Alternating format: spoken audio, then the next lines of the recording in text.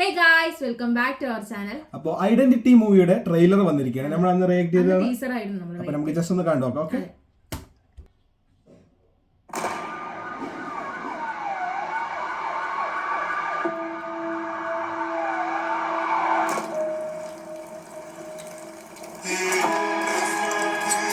Music ആണ്.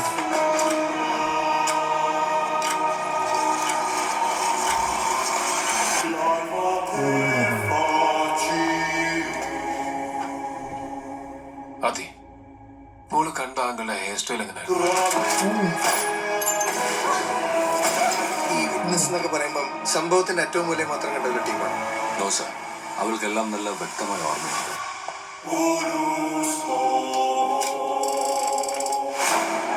ഈ Haran professional sketch artist ആണ് സർ. ഇതൊരു ബ്ലൈൻഡ് പ്രോസസ് ആണ്. Sketching context is very important. I know this is hard, but I really need some details. Sir ഈ പറഞ്ഞ പോലെ കേസിന്റെ സ്പെസിഫിക്സും സമയവും ഒന്നും അറിയാതെ ആഴ്ചകൾക്ക് മുമ്പ് കണ്ടൊരു ഫേസ് റീക്രിയേറ്റ് ചെയ്യാന്ന് പറയുന്നത് ബുദ്ധിമുട്ടാണ്. ആ കണ്ണും ഐബ്രോസും ഒന്നുകൂടെ ഡിസ്ക്രൈബ് ചെയ്യാം. റോഡ് പണിയിലൊക്കെ ഉപയോഗിക്കുന്ന ഒരു മെറ്റൽ കഷ്ണം നിങ്ങളെ കാണിച്ചിട്ട് അല്പസമയത്തിന് ശേഷം ഒരു മെറ്റൽ കൂമ്പാരത്തിൽ നിന്ന് തന്നെ പിക്ക് ഔട്ട് ചെയ്യാൻ പറഞ്ഞാൽ നമുക്ക് ആർക്കും കഴിയില്ല.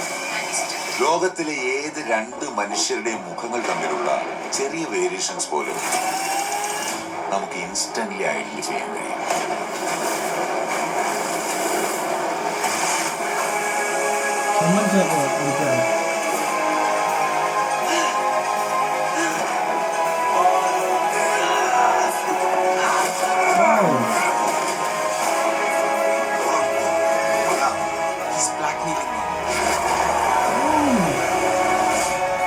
അതുകൊണ്ട് തന്നെ എല്ലാ ഫേസും ഉണ്ടെങ്കിൽ നമുക്കത് തപ്പിയെടുക്കാം.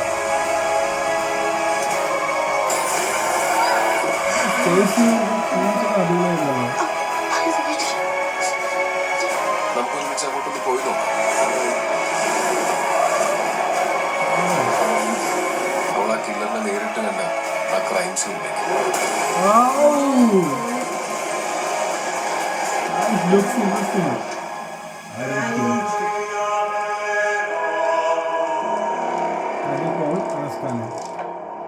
ജനുവരി 2, അതായത് അടുത്ത വർഷം.